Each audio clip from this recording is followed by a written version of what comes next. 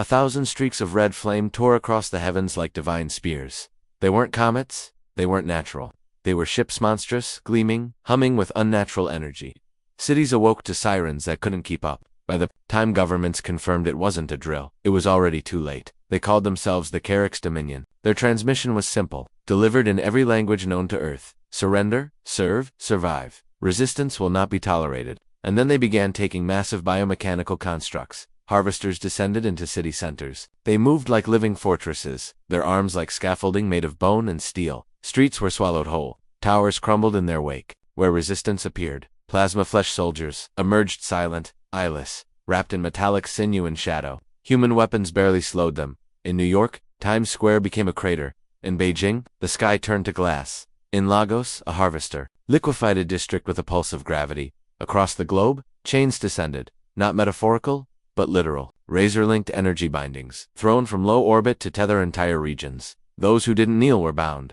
Those who resisted were burned. Those who fled were hunted. But in the shattered heart of Denver, beneath the buried rubble of a collapsed command bunker, Captain Alara Voss spat out blood in defiance. Her comms were dead, her squad decimated. Her last drone feed showed the White House being enveloped by a harvester's metallic bloom. Every chain the aliens cast was a challenge. Every scream a demand for vengeance. And Voss, she wasn't built to kneel. "Get me satellite link," she growled, dragging a sparking console to life. Her second-in-command Ortega looked at her, like she was mad. "We just lost the planet." She stared at the screen as alien drop pods pierced the Rockies like meteor fire. No, Voss whispered. "We just got a reason to fight." Somewhere deep in the Earth's forgotten infrastructure, Voss remembered whispers of a weapon one so terrible it was sealed away, even from the generals. Project Ember. Humanity had always prepared for its own end. What the Carricks didn't understand was that humans were experts at fighting monsters. We'd been doing it long before we looked at the stars, and we'd always known one thing. When chains come, we don't beg, we burn.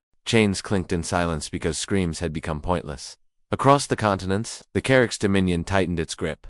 Cities were now labor hives, their people processed like livestock. AI overseers floated on anti-grav pulses, monitoring every breath. Those who disobeyed had their minds wiped and bodies recycled into the Dominion's biotech war machines. And yet, in the dark something stirred. In the catacombs beneath what used to be NORAD, Captain Alara Voss traced her finger across a sealed vault etched with an ancient warning, Project Ember eyes only, genocide-level contingency. It had no key, only a retina scan. And the dead man whose eyes once opened, it had been her mentor. "Ortega," she said softly. "Get me a blade." Voss didn't hesitate. The cost of entry was blood. The door hissed open with a sound like a dragon waking. Inside was a lab frozen in time dust-covered screens, dormant reactors, and a single terminal still pulsing faint green. Voss approached it like a priest nearing forbidden scripture. "Welcome, Commander Ilara Voss. Project Ember. Standby mode." Ortega read over her shoulder, wide-eyed. "This thing. It was never meant to be used. That's why we're going to use it." Meanwhile, in orbit, aboard the Carrick subjugation vessel Zithacor, Supreme Handler VA Rexol reviewed. The Earth Conquest metrics. Resistance level, 4% and falling conversion rate, 78% efficiency. Civilian control, 91% established. He leaned back satisfied. Another broken world, another collar clasped. But he frowned when the screen flashed something strange. Unauthorized satellite activation. Source, Earthbound Command Relay. Alpha 31 translation algorithm. Reactivating. Encryption detected. Human. Signals. Ancient, dirty code. Crude, but alive. Send a Spectre drone to investigate, he hissed. Back on Earth, the resistance wasn't just surviving, it was adapting. Small rebel cells intercepted alien patrols. They moved like ghosts, silent, swift, surgical. Each successful raid brought alien scraps, energy cells, neural relays, discarded armor fragments. Human scientists stitched them together like Frankenstein's dream. "We can't match their strength," whispered Dr. Yasmin Wren, adjusting a hybrid gauntlet, "but we can turn their chains into weapons." Underground forges glowed again.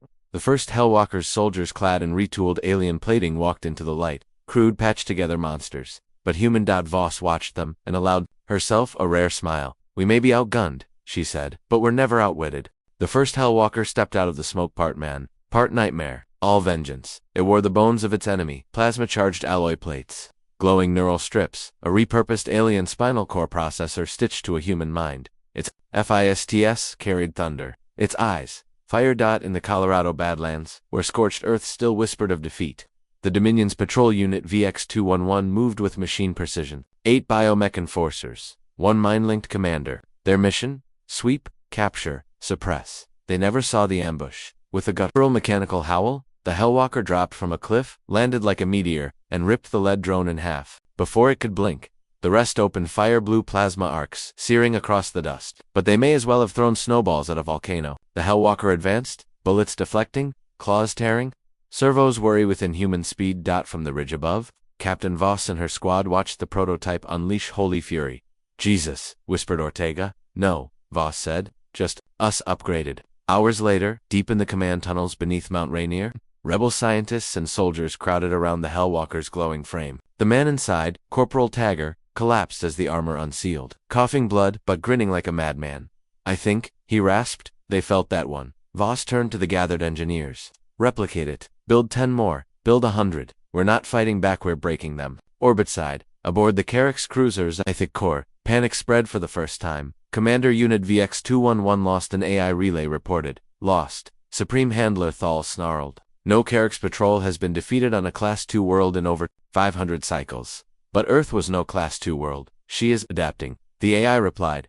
Deploy suppressors now. Burn anything that moves. The rebels struck again 2 nights later, in what used to be Berlin. A Dominion slave processing station, fortified, shielded, guarded by 12 Spectre-class war drones, was hit by 3 Hellwalkers and a swarm of resistance fighters armed with scavenged pulse rifles. They didn't just free the prisoners, they left a message. Burned into the blackened walls with plasma. We are not your cattle, we are your end. The Carrack started using a new word in their command logs, one not common in their lexicon. Terror? The earth groaned, and something answered from beneath. Captain Alara Voss stood deep below the crust, far beyond any map, where rock met steel and light danced off walls, untouched by time.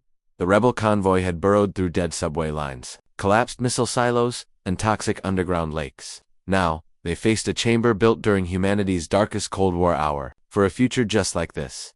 Before her was Hellfire, a dormant, sun-powered orbital weapon platform tethered to Earth's magnetic field, created by an era that believed nuclear war wasn't enough. Not one weapon, not one beam, a god's wrath. The room's central console flickered to life. Project Hellfire systems. Standby safety protocols. Offline warning. Extinction level OUTPUT. Ortega stepped back. You're actually going to wake it. Voss's voice was calm. They burned our sky, they chained our cities. Now we teach them what real fire feels like. But if we fire that thing, Ortega hesitated, we could fracture the Earth's mantle. Millions could die. We're already dying. Hellfire gives us the chance to decide how. Above, in the twilight of the Sahara, a Carrack's suppression carrier descended upon a rebel stronghold. Dozens of humans scrambled, outgunned and outnumbered. But they weren't retreating, they were stalling. At 0400 hours, just as the Carracks began to breach the bunker doors, the first beam from space carved the sky open. A brilliant, pure white lance of light descended from orbit. It pierced the atmosphere, sliced through the alien carrier midair,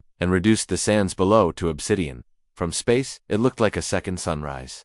The Carracks shrieked in panic. The Zythix Corps' command bridge descended into chaos. Unregistered, planetary weapon detected. Energy signature matches. Pre-FTL, Terran superweapons. They've activated something ancient. Supreme Handler Thal bellowed. This world was a backwater. The AI replied coldly. Then why did they bury a sun beneath it? Back on Earth, Voss stared into the burning sky, her voice echoing over rebel comes. We are not survivors anymore. We are retribution. Let them come. Let them bring their armies, their chains, their gods. We've brought Hellfire. It started with a whisper, then a scream, and then a storm. A slave miner in the icy caverns of Patagonia paused as the sky above flickered with strange light. He heard static crackle through his control collar. Then, in the silence, a voice. This is Earth Resistance Command. You are not alone. You are not broken. Rise. At that moment, the collar snapped off his neck, fried by a coded pulse fired from an orbital relay hijacked just hours ago. He picked up a mining laser. He was the first. In minutes, thousands followed. Across the world, resistance cells synchronized their strikes with Hellfire's orbital eclipses. Whenever the beam fired from the sky, it wasn't just destruction, it was a signal. The chains can be broken. In Mumbai, slaves overran a mech bay and turned it into a foundry. In Mexico City, a rebel frequency hijacked Carrack's airwaves and broadcast the footage of Voss declaring Earth a war front. In Siberia, children lit fires from broken Dominion flags and marched toward freedom, armed with makeshift rifles and salvaged armor. The Carracks called it Anomaly Surge Omega. We called it hope, but hope has a cost. Supreme Handler Thal, eyes sunken and voice shaking, summoned his last weapon. Release the oligarchs. Even the Carracks. AI hesitated. Oligarch-class entities are uncontrollable. Risk factor. Terminal. Confirm release. Confirm. And so they came the oligarchs, ancient warlords of the Carracks, not born, but grown. Once used to crush civilizations that dared rise too fast or burn too bright. Each one was a ship-sized abomination. Some crawled on plasma limbs, others floated, like titanic insects of flesh and alloy. Their thoughts had burned out eons ago, leaving only destruction. Their purpose? Break spirits. Break planets. In London, an oligarch named Sathax landed like a meteor, collapsing the Thames into a molten trench. In Tokyo, the skies bled green as Morkel the Binder unleashed storms of gravitational collapse, turning buildings inside out. And yet, Earth did not kneel. Because now, we had weapons forged in anger, tactics refined in the fire of extinction, and leaders who had nothing left to lose. In a brief encrypted broadcast, Voss stared directly into the rebel network's feed. They sent monsters to enslave us. Now they send monsters to stop us.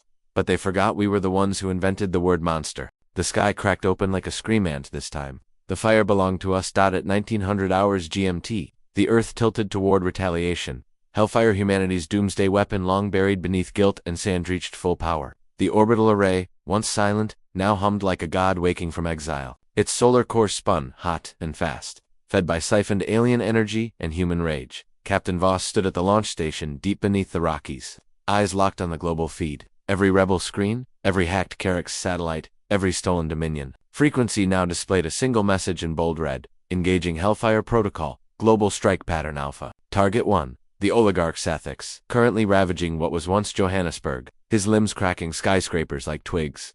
Fire. A pillar of white light punched through the clouds. Sathax screeched, his shell vaporizing in a millisecond. Shock waves flattened entire districts, but they were already dead. The crater smoked. No more oligarch. Target 2. Morkel the Binder. Fire. Tokyo lit up like a second sun. The gravitational field collapsed in on itself. The monster was crushed beneath the weight of his own warped storm. All across the planet, Dominion command centers turned into funeral pyres. From the Zythic core, Supreme Handler Thal watched in horror as his fleet buckled. His elite ground armies were annihilated before they could retreat. The humans, once considered little more than vermin, were reclaiming their world with the fury of extinction. Thal slammed his fist onto the command altar. Recall the chains. Fall back. Send word to the throne. But it was too late. Bat Rebel transmitters, disguised as Carrack's beacon relays, hijacked the Dominion's warp network. Entire command vessels were redirected into the Hellfire's firing path. Humanity had not only fought back, it had turned the Carrack's own systems into a trap. Ma'am, Ortega said, staring at the readouts. They're pulling back. They're afraid. Voss didn't smile. They should be. Yet amidst the triumph came the warning. Dr. Wren, still monitoring Hellfire's energy consumption, whispered with dread, "We can't keep firing. The planet's mantle is cracking. We're burning Earth to save it." Voss said nothing for a long time. Then, good. Then we aim higher. She pointed at the final target, the one thing the Carracks never thought Earth could touch. The Throne of Chains, their mobile empire core, still orbiting Jupiter's gravity well, a world-sized fortress, the heart of galactic slavery. "We don't stop here," Voss said. "We finish it. We take the fight to them." The stars fell silent as Earth launched its last bullet. A single ship, the Vengeance of Dawn, pierced the void. Cloaked in stolen Carrack's stealth tech and powered by fusion cores built from scavenged Dominion warp drives. It was ugly. It groaned, with human welding and alien bones, but it flew straight toward the Throne of Chains, and that was enough. Captain Ilara Voss stood at the helm, clad in hybrid armor that pulsed with Hellwalker tech. The burn marks on her skin hadn't healed. The fire in her eyes never cooled. "We hit them hard," Ortega said quietly. "No," Voss replied. "We hit them where they think they're gods." The Throne of Chains was no ship. It was a planet wrapped in cruelty. Dozens of slave moons orbited its massive bulk. The surface was a labyrinth of spires, each one housing AI warlords, organic overseers, and vaults of stolen cultures from 1,000 worlds. And in its heart, the core mined the immortal intelligence that had orchestrated centuries of galactic enslavement. They breached the surface in a fireball. The Vengeance of Dawn smashed through outer defenses with a Hellfire pulse that cracked kilometers of alloy. Inside, the team disembarked Hellwalkers, rebel champions, AI saboteurs, and Voss herself, carrying the last piece of Ember's wrath, a portable Hellfire core. They called it the Ember Bomb. The fighting was vicious. The walls screamed. Literally, the Carracks had embedded sentient alarm systems that howled in pain as human boots crushed them. Every corridor was a grave. Ortega was torn apart holding back a drone wave. Wren sacrificed herself overriding a gravity well chamber, and Voss, limping, bleeding, alone, made it to the core. Inside, the core mind greeted her with arrogance. "You are flesh, fire, decay. You cannot undo an empire." Voss slumped beside the bomb. Her voice cracked from smoke and blood. "You chained worlds because you feared what they'd become. That's not power. That's cowardice." "You'll die," the voice hissed. She smiled. We all die, but not all of us leave a scar on a god. And she pressed the trigger. From Earth's orbit, rebel telescopes captured it the implosion of the Throne of Chains. One moment, the massive fortress shone with cruel elegance. The next, it folded inward, eaten by white-hot fire laced with quantum disruption, a supernova made of hate, sacrifice, and human will. Silence spread across the galaxy because the screaming had stopped. The Throne of Chains was gone.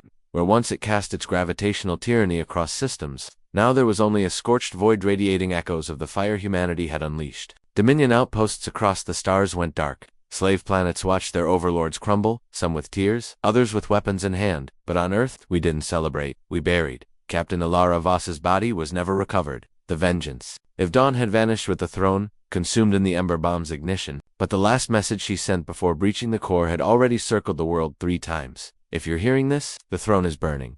You are free, but don't rebuild what broke us. Don't crown new tyrants. Be better than we were. Be worth the blood we spilled. Cities began to rise from Ashdod and Shanghai. Engineers rebuilt homes using hybrid tech scavenged from fallen Carrack's walkers. In Nairobi, children played beneath murals of the Hellwalkers who had freed them. In New Alaska, once a Dominion ice prison, survivors turned the old slave walls into a monument, each name etched in steel, human and alien alike. Earth wasn't just a home now, it was a symbol, a scar on history, a warning to tyrants, a promise to the oppressed.